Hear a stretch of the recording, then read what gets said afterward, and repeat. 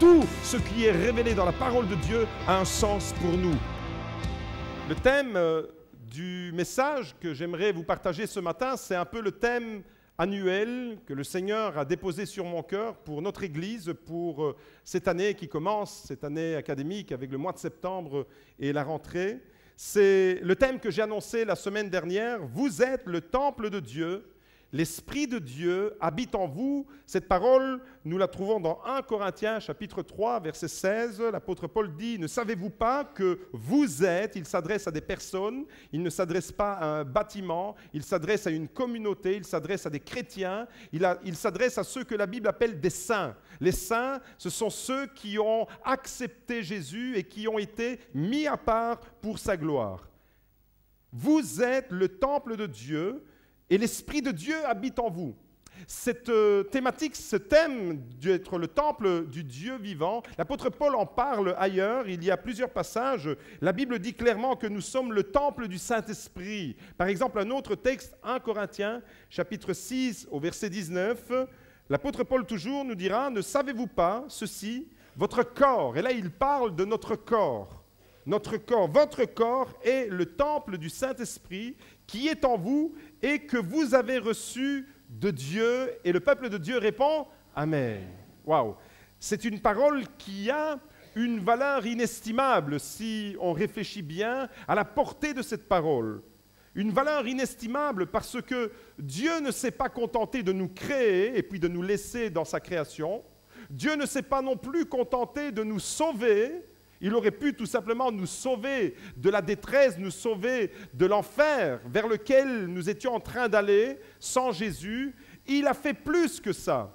Il a fait plus que simplement nous créer. Il a fait plus que nous sauver. Il a décidé de venir habiter. Il a décidé de faire de nos vies, de notre existence, de ce que nous sommes, le temple de son Saint-Esprit, son habitation. Alors cette grande vérité signifie qu'on a un privilège immense en tant que chrétien et en tant qu'enfant de Dieu. C'est un privilège immense que nous avons. Nous sommes, à travers cette parole, destinés. Nous sommes comme programmés pour accueillir quelque chose de grand et de glorieux.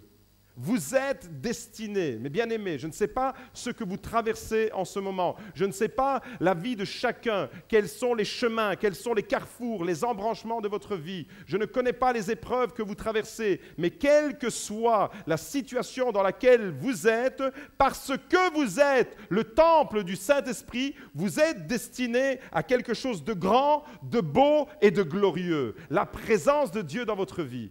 Waouh! Avec Jésus, Dieu nous réserve un bel avenir. C'est ça que ça veut dire aussi, être le temple du Saint-Esprit. Je ne sais pas comment vous entrevoyez votre avenir, mais moi, j'ai la certitude qu'avec Jésus, mon avenir sera glorieux.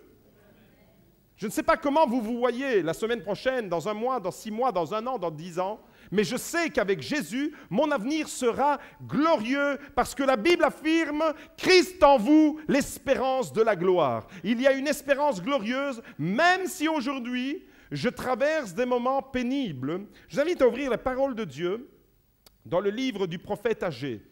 Le prophète Agée, c'est un prophète de la reconstruction. J'appelle ce prophète le prophète de la reconstruction après l'échec. Mon frère, ma sœur, si tu as connu dans ta vie un échec, sache qu'à travers la parole de Dieu, Dieu veut te restaurer et Dieu veut réparer ce que toi tu estimes avoir échoué. Le prophète Agée, dont le nom contient l'idée d'être dans la joie, est le prophète de la restauration. Alors on découvre son message dans Agée chapitre 2, au verset 3, et nous lisons jusqu'au verset 9. Agée, c'est donc un prophète qui se situe à un moment où le temple de Jérusalem avait été détruit et quelques siècles plus tard, après sa construction, je donnerai les dates un peu plus tard dans le message, le temple va être détruit et il va être reconstruit. Et c'est à travers le prophète Agée que le peuple de Dieu va recevoir une impulsion prophétique pour restaurer la maison de l'Éternel. Nous lisons à partir du verset 3. « Quel est parmi vous le survivant ? qui a vu cette maison dans sa gloire première. Il s'adresse à des hommes et des femmes qui avaient vu le premier temple qui avait été détruit. La gloire du premier temple, le temple que Salomon, le fils de David, avait construit en 960 avant Jésus-Christ. Et ce temple a duré quelques siècles et ensuite il a été détruit. Et là, le prophète Agé s'adresse à des personnes qui avaient vu la gloire du premier temple et il fait appel à leurs souvenirs. Qui a vu cette maison dans sa gloire première? Et comment la voyez-vous maintenant? N'a-t-elle pas l'air de rien à vos yeux? Maintenant, fortifie-toi, Zorobabel, dit l'Éternel. Fortifie-toi, Josué, fils de Yotsadak, souverain sacrificateur. Fortifie-toi, peuple entier du pays, dit l'Éternel, et travaillez, car moi je suis avec vous, dit l'Éternel des armées. Avec la parole que je vous ai donnée quand vous êtes sortis d'Égypte, et mon esprit se tient au milieu de vous, soyez sans crainte. Car ainsi parle l'Éternel des armées. Une fois encore, et dans peu de temps, j'ébranlerai le ciel et la mer et la terre ferme, j'ébranlerai toutes les nations, les biens les plus enviables de toutes les nations viendront, et je remplirai de gloire cette maison, dit l'Éternel des armées. La gloire de cette dernière maison sera plus grande que celle de la première, dit l'Éternel des armées, et c'est dans ce lieu que je donnerai la paix, dit l'Éternel des armées, et je veux entendre un amen retentissant. Amen. La gloire de cette dernière maison sera plus grande que la première. J'aimerais à travers ce message ce matin que nous puissions réaliser que nous sommes, notre vie, notre corps, notre existence est destinée à accueillir la gloire de Dieu. Même si vous êtes passé par des moments de tribulation, même si vous les traversez encore maintenant, peut-être que vous avez connu dans le passé des beaux moments. Et vous êtes là dans une phase nostalgique de la vie. Vous savez, la vie, elle est constituée de différentes phases. Et il y a des moments où on est là et on regarde un peu notre passé avec nostalgie. Et on se dit, mais qu'est-ce que c'était bon dans le passé? Qu'est-ce que j'ai connu? Des moments glorieux. Mais aujourd'hui, quand je regarde mon existence, je ne vois pas la gloire de Dieu dans ma vie. Et on peut comme ça, en tant que chrétien, on peut s'arrêter sur notre vie, à regarder dans le rétroviseur de notre vie avec nostalgie, avec regret. Et regretter ces moments où nous sentions la présence de Dieu, des moments spirituels intenses peut-être que vous avez vécu dans le passé, vous étiez en communion avec l'Esprit, vous étiez en communion avec votre Dieu, et aujourd'hui, eh bien, il ne reste plus qu'un vêtement chrétien, mais vous ne sentez plus la présence de Dieu dans votre vie, vous ne sentez plus ce feeling, cette relation avec l'Esprit de Dieu. J'aimerais m'adresser plus particulièrement aux personnes qui traversent ces phases-là dans leur vie. Des moments où vous avez le sentiment que vous avez connu des moments glorieux, mais que vous n'êtes plus en train de les vivre. Il y a une parole extraordinaire pour vous ce matin, puisqu'à travers la bouche du prophète Agé, la parole de Dieu te dit ce matin, la gloire de cette dernière maison sera plus grande que la première. Le meilleur est toujours à venir. Amen. Normalement, à ce stade de la prédication, quand je dis que vous êtes destinés à être la gloire de Dieu, je devais entendre « Waouh !» Alors, on fait comme si c'était vrai. Vous êtes destinés à la gloire de Dieu. Wow. Ouais, génial. En réalité, la Bible parle de plusieurs temples. La Bible parle d'un temple qui a été construit en 960 par le roi Salomon, le fils de David. Ce n'est pas David qui a construit le temple de Jérusalem, c'est Salomon. Et la construction de ce temple, c'est en 960. C'était un temple merveilleux, un coup de génie. Pour l'époque, il a construit quelque chose, il a même prévu un système anti-sismique. Il y avait des pierres et puis il y avait du gravier, il y avait du bois, il y avait des pierres, il y avait du gravier, il y avait du bois. Et sa construction, alors que Jérusalem est une ville à risque sismique, était construite, il y avait un coup de génie là-bas. Mais malgré ce coup de génie, eh bien ce temple que Salomon a construit, et la Bible nous dit clairement que ce temple, il a accueilli la gloire de Dieu. On va lire le texte. Malgré le fait que ce temple avait accueilli la gloire de Dieu, en 586 avant Jésus-Christ, c'est-à-dire pratiquement 4 siècles après sa construction, il a été détruit. Malgré les promesses, malgré ce que tu vis dans ta vie, de grand, de beau, de glorieux, tu peux passer par des moments difficiles. En réalité, un temple, le temple de Jérusalem, il était constitué en 3 parties. C'est quoi un temple? Un temple, c'est une construction dans laquelle la présence de Dieu va se manifester et sa gloire de Dieu. Vous avez déjà entendu en hébreu le mot Shekinah, Shrina, la présence glorieuse de Dieu se manifestait dans le temple de Jérusalem sous la première alliance.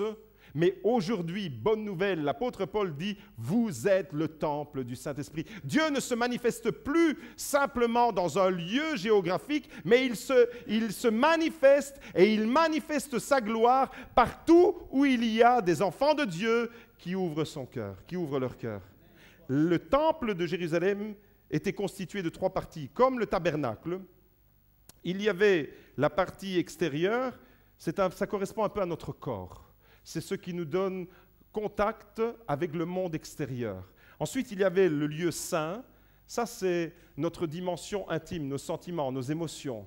Et puis, il y avait le lieu très saint, le lieu où la gloire de Dieu se manifestait, la présence de Dieu se manifestait. Et dans ce lieu-là, personne n'avait le droit d'entrer parce que la présence de Dieu était trop glorieuse. Seul le grand prêtre, le souverain sacrificateur, une fois par an, pouvait entrer dans cette pièce. Le jour du Yom Kippour, c'est bientôt, le Yom Kippour, les Juifs vont le célébrer. Et là, il pouvait entrer pour offrir le sacrifice. Eh bien, voyez-vous, la bonne nouvelle pour nous aujourd'hui, c'est que Jésus a payé de son propre sang afin que nous puissions accéder dans ce lieu-là. Et ce lieu-là, il correspond à notre vie spirituelle. C'est là, c'est à l'intérieur, au plus profond de vous-même que la présence de Dieu veut se manifester.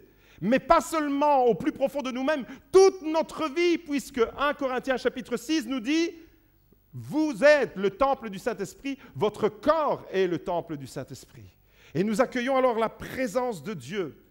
En hébreu, en réalité, on ne parle pas beaucoup du temple, on parle plutôt de la maison du sanctuaire. Alors tourne-toi vers ton voisin et dis-lui « Tu es une maison du sanctuaire. » Tu es une maison du sanctuaire pour ton Dieu. La sainteté de Dieu va habiter ta vie. Lorsque ce temple a été construit, j'aimerais que vous puissiez suivre avec moi. C'est un peu historique et un peu spirituel et surtout beaucoup pour vous édifier ce matin. Lorsque ce temple de Salomon a été construit, eh bien la Bible nous dit que ce temple a été rempli de la gloire de Dieu. Alors, 1 Roi, chapitre 8, verset 10, nous révèle ces choses. Au moment où les sacrificateurs sortirent du lieu saint, la nuée remplit la maison de l'Éternel. Les sacrificateurs ne purent pas y rester pour faire le service à cause de la nuée. Entendez par là la gloire de Dieu, parce que la gloire de Dieu ne peut pas cohabiter avec le péché. La gloire de Dieu était trop glorieuse et malgré qu'ils étaient sacrificateurs, ils ne pouvaient pas s'en approcher car la gloire de l'Éternel remplissait la maison de l'Éternel. Voilà, au moment où le temple de Salomon est érigé, la gloire de Dieu va se manifester à l'intérieur de cette maison, de ce sanctuaire. Et il y a des moments comme ça dans notre vie où tout va bien. Il y a des moments comme ça dans notre vie où Dieu nous remplit, Dieu est avec nous, Dieu manifeste sa présence dans nos vies. Vous priez, vous voyez les réponses immédiates à vos prières, vous sentez vraiment que Dieu vous accompagne. Il y a des moments comme ça dans la vie, mais on peut les appeler ces moments des moments forts spirituellement où vous sentez vraiment que « Waouh, je me sens bien ». Vous allez au culte, vous vivez tout, vous voyez les défauts de personne, vous voyez seulement la gloire de votre Dieu. Vous ne voyez jamais les défauts des autres, mais vous voyez la gloire de Dieu. Je veux entendre « Amen ». Vous ne voyez jamais les défauts des autres, vous voyez la gloire de Dieu. « Amen ». Je vais l'entendre plus fort. Vous ne voyez pas les défauts du pasteur, vous voyez la gloire de Dieu sur sa vie. Je vais entendre « Amen ». Il y a des moments comme ça où on a vraiment la présence de Dieu, on la sent, on la vit, elle est palpable. Là, elle était palpable, la gloire de Dieu était tellement intense que, waouh, les sacrificateurs ne pouvaient même pas s'en approcher. Regardez pourquoi, car la gloire de l'Éternel se manifestait dans cette maison, elle remplissait cette maison. Mais malgré ces moments-là que nous traversons, malgré cette parole que nous lisons par rapport au temple de Jérusalem, malgré ça, malgré les promesses de Dieu qui sont merveilleuses, ce temple a été profané. Ce temple a été brûlé. Ce temple a été humilié, il a été incendié, il a été détruit par des Babyloniens. Voyez-vous, malgré les promesses que Dieu nous fait, malgré les moments glorieux qu'on a pu vivre dans notre vie spirituelle, malgré ça, l'ennemi peut s'acharner.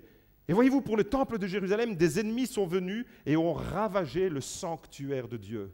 Et j'aimerais m'adresser aux personnes qui sont en souffrance ce matin et qui ont le sentiment d'être un sanctuaire ravagé, un sanctuaire en ruine, un sanctuaire qui a été explosé. Nous découvrons alors le récit. Le premier, c'est celui où la gloire de Dieu se manifeste. Et celui que nous allons lire maintenant, c'est le moment où ce temple, qui a pourtant habité, qui a été habité par la gloire de Dieu, a été détruit, a été profané. 2 Rois, chapitre 25, au verset 8. Le 5e mois, le 7 du mois, c'était la 19e année du règne de Nebuchadnezzar, roi de Babylone. Nebuzaradan, chef des gardes serviteurs du roi de Babylone, vint à Jérusalem. Il brûla la maison de l'Éternel, la maison du roi et toutes les maisons de Jérusalem. Il livra au feu toute maison de quelque importance. Toute l'armée des Chaldéens, qui était avec les chefs des gardes, démolit les murailles qui entouraient Jérusalem. Voilà un drame national pour le peuple d'Israël. Ce qui faisait sa fierté, ce qui faisait sa gloire, le temple, la maison même, le sanctuaire, le lieu où la gloire de Dieu se manifestait, voilà que malgré toutes les promesses, malgré la présence de Dieu dans ce temple a été incendié, détruit. Vous me suivez toujours? Il y a un premier temple à Jérusalem construit par Salomon. Il était glorieux. Ce temple a été détruit en 586. Et par l'intermédiaire du prophète Agé, Dieu fait une promesse merveilleuse pour le peuple d'Israël. Et j'aimerais que la promesse d'Agé, vous puissiez la graver dans chacun de vos cœurs ce matin. Dieu fait une promesse glorieuse. Dieu annonce la construction d'un deuxième temple. Le temple que Jésus a connu au temps du roi Hérode, n'était pas le temple de Salomon puisqu'il avait été détruit. Et il a été reconstruit, ce temple, c'est le deuxième, et la maquette que je vous montre ici, c'est un peu le modèle du temple d'Hérode, celui que Jésus a connu. Le prophète Agé annonce la reconstruction avec une promesse sublime, une promesse extraordinaire. Pourtant, le premier temple, il était glorieux, il était majestueux. Salomon avait fait venir des matériaux vraiment de grande valeur, de Tyr, de pays limitrophes avec Israël. Il avait acheminé des matériaux vraiment de grande qualité. Ce temple de Jérusalem était merveilleux, il a connu la gloire, mais il a été détruit. Et Dieu annonce alors, à travers le prophète Agé, cette parole, la gloire de cette deuxième maison sera plus grande que la première. Tu regardes ta vie avec nostalgie, peut-être avec regret. Tu regardes ta vie peut-être en te disant « mais j'ai connu des beaux moments, où sont-ils passés? J'étais tellement proche de Dieu. Comment se fait-il que tout ça m'a filé entre les doigts? J'ai pris mon baptême, je me suis engagé, j'étais tout feu, tout flamme, j'ai témoigné, j'allais partout où l'Esprit me poussait, je témoignais de l'amour de Jésus, je n'avais pas peur de témoigner. J'ai témoigné ici, peut-être ailleurs, de la grandeur de Dieu, de ce qu'il a fait dans ma vie. Et puis, tout doucement, ce feu de la gloire de Dieu a commencé à diminuer. Et tout doucement, des ennemis sont venus, des épreuves de la vie sont venues t'attaquer. Et ton temple, ton sanctuaire a été ruiné. Et tu as le sentiment, oui, d'être encore chrétien. Le temple, il est encore là. Il y a encore quelques pierres qui subsistent, mais il a été démoli. Il a été profané. Tu as été humilié peut-être. Des ennemis sont venus, ils ont humilié ton temple. Tu as peut-être été trahi par quelqu'un de proche. Tu as peut-être reçu un coup de couteau dans le dos. Et tu te dis, mais tout ça fait de moi aujourd'hui un sanctuaire délabré. Si c'est ton cas, mon frère, ma sœur, j'aimerais t'encourager parce que c'est pour toi que Dieu a déposé ce message dans mon cœur.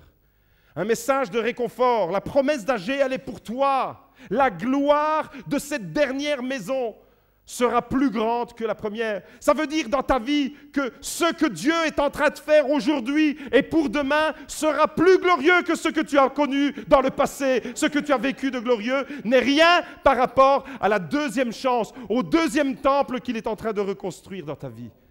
C'est rien ce que tu as connu parce que le meilleur est à venir. J'aimerais m'adresser ce matin à ceux qui ont été abîmés par les épreuves.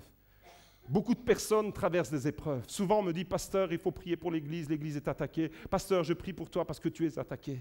Et on peut être attaqué comme ça. Et on peut être abîmé par la vie.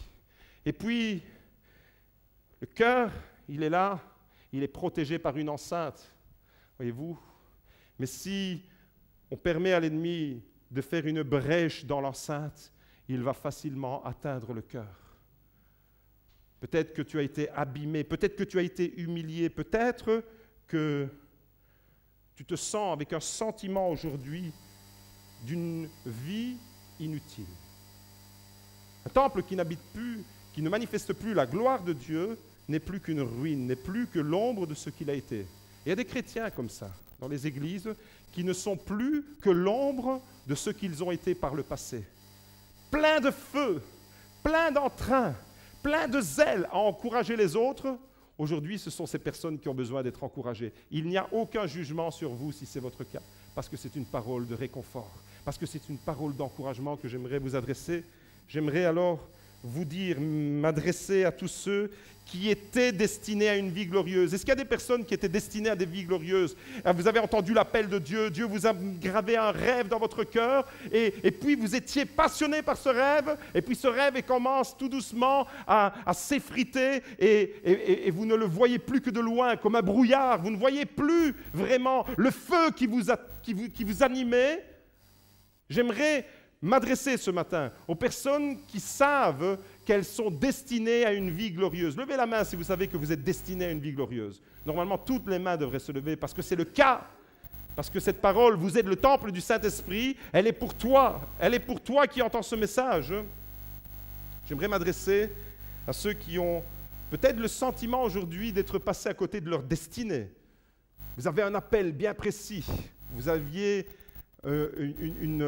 une vision que Dieu avait mise dans votre cœur. Et comme le temple de Jérusalem, vous avez connu la gloire dans le passé, destiné à la gloire, mais aujourd'hui, peut-être qu'en regardant votre vie, votre profil spirituel, vous vous retrouvez dans la désolation, comme le temple de Jérusalem. Pourtant, habité par la gloire de Dieu. Vous voyez votre vie comme la désolation. Après un divorce, une séparation, une rupture, il peut y avoir ce sentiment. Voir votre vie comme une désolation. Les personnes qui rencontrent un échec conjugal, un échec relationnel, un échec dans la famille, peuvent voir leur vie comme le temple de Jérusalem qui est délabré. Peut-être pendant une maladie, tu te dis, mais Seigneur, tes promesses, elles me parlent de la gloire et moi, je suis en souffrance parce que je suis atteint par la maladie. Et à ce moment-là, alors, on peut commencer tout doucement à ressembler à un temple qui se délabre. Après une épreuve profonde, vous connaissez les chemins par lesquels vous êtes passés. Et vous savez que la personne que vous êtes aujourd'hui est le résultat de toutes les expériences que vous avez vécues, bonnes ou mauvaises, joyeuse ou douloureuse, et malheureusement, l'épreuve, elle n'épargne personne. Tous autant que nous sommes, dans chacune des maisons, dans chacune des familles, dans chacun des couples, avec chacun des enfants que vous avez, il y a des épreuves. Et ces épreuves, l'intensité de l'épreuve peut avoir pour effet de vous faire croire que vous êtes un temple délabré. Vous avez peut-être pris dans votre vie un mauvais tournant. Vous avez pris une mauvaise orientation dans votre vie. Aujourd'hui, à l'heure où je vous parle, à l'heure où la parole de Dieu s'adresse à votre cœur, vous traversez une mauvaise situation. Vous avez été trahi et peut-être humilié. Oui, aujourd'hui, vous continuez à croire. Vous êtes toujours un chrétien, mais vous ne ressentez plus la présence de Dieu. Est-ce que ça vous arrive déjà ? Est-ce que ça vous est déjà arrivé, ça, de continuer à croire? Oui, Seigneur, je continue à croire, mais je ne ressens plus, je ne vis plus l'intensité, le feu glorieux qui est en moi. peut connaître des moments de cette ampleur-là et ressembler alors à un temple qui se délabre. J'ai connu l'histoire d'une jeune dame qui s'est mariée. Et le jour même de son mariage, son mari l'a trompée avec une de ses amies. Comprenez alors que cette femme, cette jeune femme, elle est complètement détruite. Aussitôt mariée, aussitôt séparée, aussitôt divorcée. Vous comprenez alors que cette femme, elle a le sentiment d'être un temple qui a été profané, qui a été humilié, qui a été trahi. Et ce matin, j'aimerais vraiment qu'elle puisse entendre ce message, peut-être par Internet ou un autre moyen, mais j'aimerais m'adresser à cette personne qui n'est pas présente au milieu de nous. J'aimerais qu'elle puisse entendre qu'il y a un Dieu qui reconstruit les temples brisés. J'aimerais qu'elle puisse entendre cette personne, qu'il y a un Dieu qui te dit « La gloire de ta deuxième maison sera plus grande que la première ». C'est une parole prophétique pour quelqu'un ce matin. La gloire de cette deuxième maison sera plus grande que la première. J'aimerais que cette personne, elle puisse entendre ce message. Que le message d'Agé, c'est un message pour chacun d'entre nous, pour tous les temples que nous représentons, pour toutes les maisons de Dieu que nous formons, qui ont été abîmées, humiliées, qui ont été piétinées par l'humiliation des hommes et des femmes. À vous tous, mes bien-aimés, qui avez connu l'échec, le brisement et l'épreuve, à vous tous qui avez le sentiment d'être aujourd'hui une habitation de Dieu en ruine, je déclare de la part de Dieu qu'il y aura un deuxième temple pour vous et il sera plus glorieux que le premier. Je le déclare sur votre vie. Recevez-le par la foi. Je déclare qu'il y aura une deuxième opportunité pour réussir ce que vous avez manqué dans le passé. Je déclare de la part de Dieu qu'il y aura un deuxième projet où la gloire de Dieu sera encore plus grande et se manifestera avec éclat dans votre vie. Je veux entendre Amen. De la part de Dieu, il y aura ces choses qui se manifesteront. De la part de Dieu, lorsque le prophète Agé, qui est un prophète de la reconstruction, déclare, lorsqu'il dit « La gloire de cette deuxième maison sera plus grande que la première », vous savez dans quel état était encore cette maison? Dans un état de reconstruction. C'était un amoncellement de pierres encore. Et peut-être que tu vois ta vie comme un amoncellement de pierres. Tu as connu les épreuves, tu vois ta situation familiale, ta relation avec ton enfant, avec ton frère, avec ta sœur, ta relation familiale. Et tu te dis, mais aujourd'hui, où est la gloire de Dieu? C'est quand notre vie elle est à ce stade-là que la parole de Dieu vient nous dire, il y a une gloire en perspective pour toi. Un deuxième temple à tous ceux qui ont connu l'échec. De quelque ordre que ce soit, je le déclare de la part de Dieu dans votre cœur, la gloire que Dieu vous réserve sera plus grande que celle que vous avez connue. C'est la parole de Dieu qui le déclare. Lorsque le prophète Agé dit ces choses, cela implique plusieurs leçons pour nous. Et j'aimerais vous laisser 3 leçons pour que nous puissions bien réaliser que Dieu est le Dieu du deuxième temple. Dieu est le Dieu du 3e temple et il y a une infinité de temples qu'il est occupé à reconstruire en ce moment. Si tu as besoin d'être reconstruit, lève la main parce que l'Esprit de Dieu est en train d'agir dans ta vie. Premièrement, première leçon, pour bien réaliser que la gloire que Dieu vous prépare sera plus grande que celle du passé, après l'échec, il faut arrêter de croire que l'échec est définitif. L'ennemi, c'est le plus grand de tous les menteurs. Et lorsque vous allez connaître une situation d'échec, il viendra vous faire croire que l'échec, c'est vous. Il ne viendra pas te dire « tu as commis un échec ». Il viendra avec un doigt accusateur te dire « tu es un échec ». Cette parole, je l'annule au nom de Jésus-Christ. Il n'y a personne dans ce lieu qui peut dire « je suis un échec ». Personne. Tu as commis des erreurs dans le passé.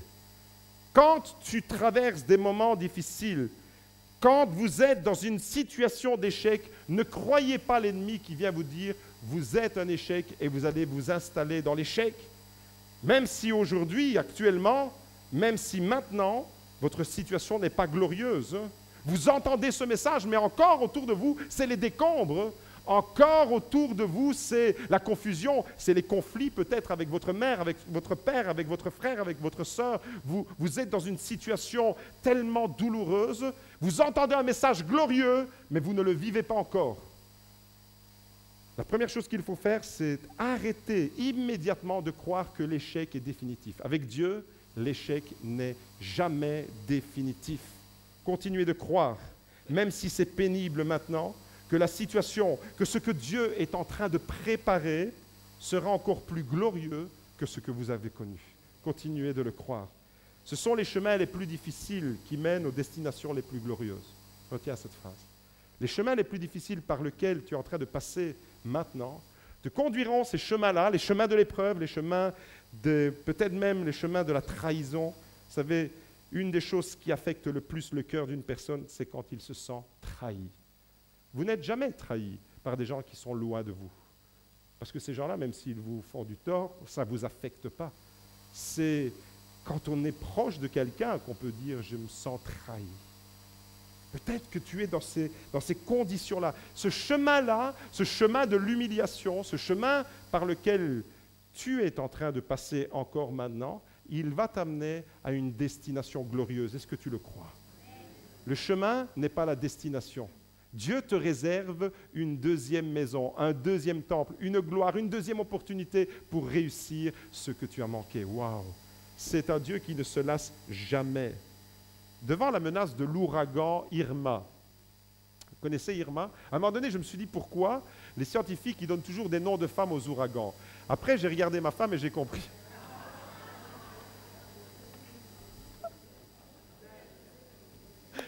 Ah, Seigneur! Mais je vous rassure tout de suite, c'est un ouragan d'amour. Oh, normalement on devrait entendre. Oh, c'est beau. Devant la menace d'Irma, suivi par José, son copain, le gouverneur de Floride, Rick Scott, a dit ceci aux habitants de la Floride. Et nous avons une pensée particulière pour David, Carolina et les enfants qui sont là-bas, afin que la protection de Dieu soit sur eux. Mais le gouverneur de cet État de Floride, à l'heure où vous entendez ce message, il y a une menace, c'est actuel, c'est en direct que ça se passe. Le gouverneur a dit aux habitants, « Souvenez-vous, nous pouvons reconstruire votre maison, mais nous ne pouvons pas reconstruire votre vie. » Sous-entendu, allez vous mettre à l'abri. Votre maison, on pourra la reconstruire. Mais votre vie qui est détruite, j'en ai pas la capacité. Mais moi, ce matin, je vous annonce, je déclare que Jésus dit que même si tu traverses la vallée des ouragans, même si l'ouragan est venu détruire ta vie, Jésus est capable de reconstruire quelque chose de glorieux, encore plus glorieux qu'avant l'ouragan que tu traverses dans ta vie. Seul Jésus est capable de le faire. Ce gouverneur, il peut dire, je reconstruis des maisons, mais je ne peux pas reconstruire des vies. Mais Jésus, si tu es passé par des ouragans, des tempêtes, des épreuves, des trahisons, des coups de poignard, si tu as connu ces choses et que ton temple est complètement explosé, Jésus te dit, je suis capable de restaurer ta vie. Je suis capable de te relever. Mets ta confiance en Jésus ce matin.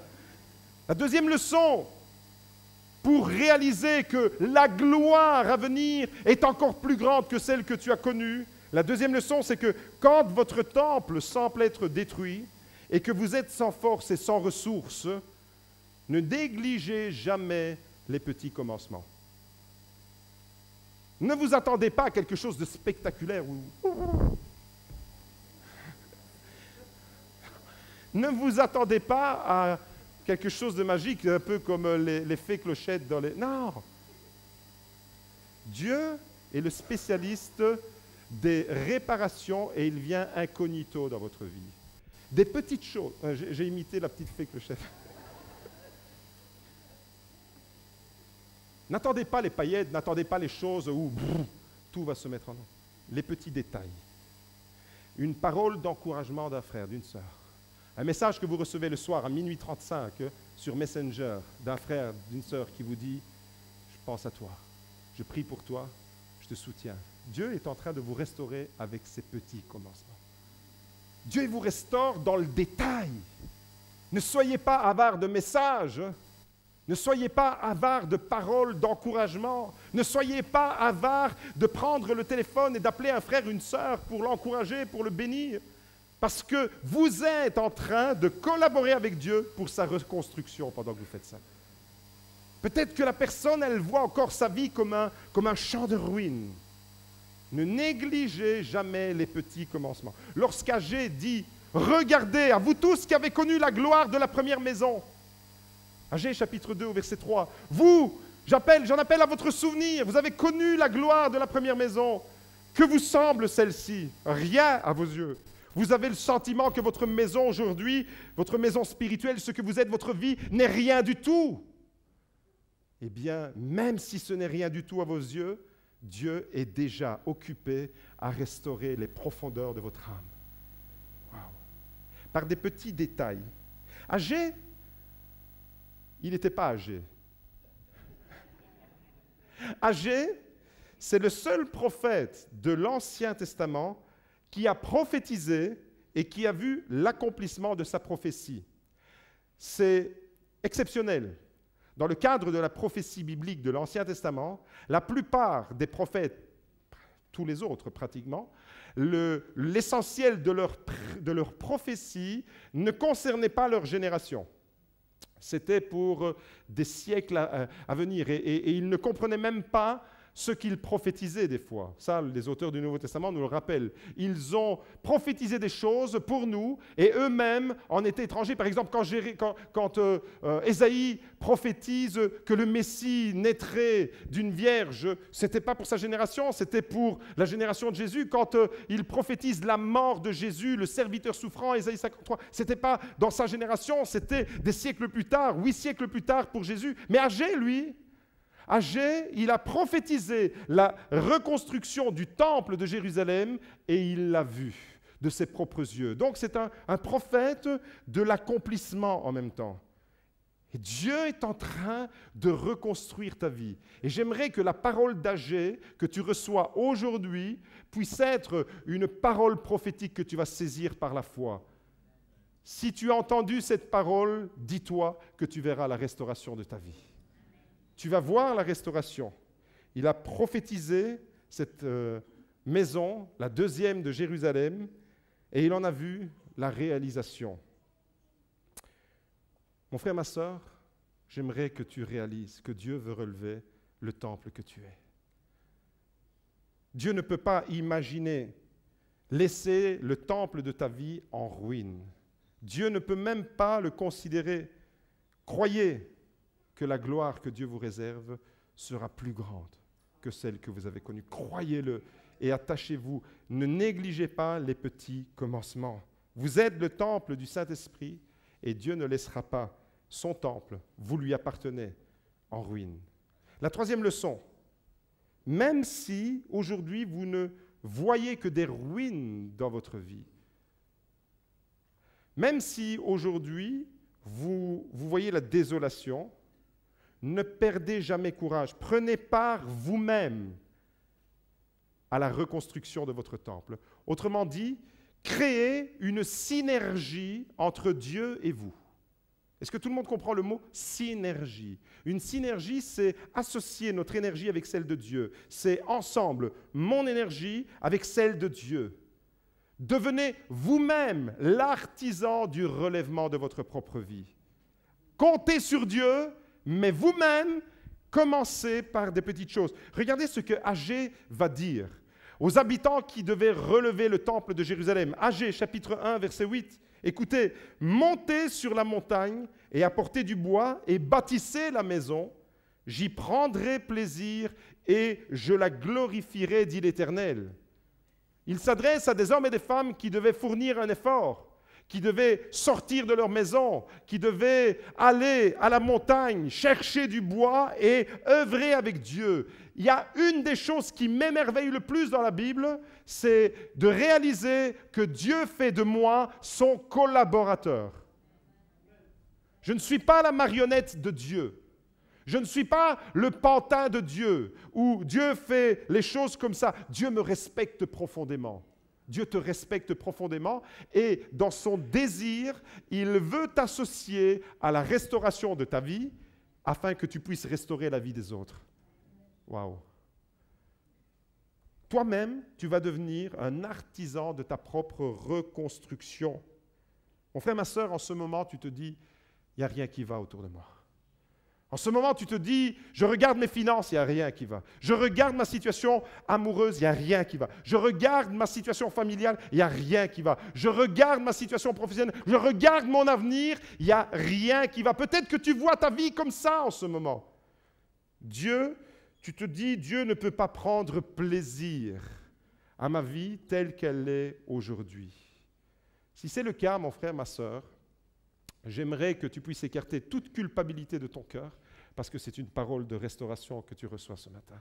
Si tu vois ta vie en te disant il n'y a rien qui va en ce moment, tu es dans les bonnes conditions pour que les mains de Dieu viennent te relever, pour que les mains de Dieu viennent te restaurer.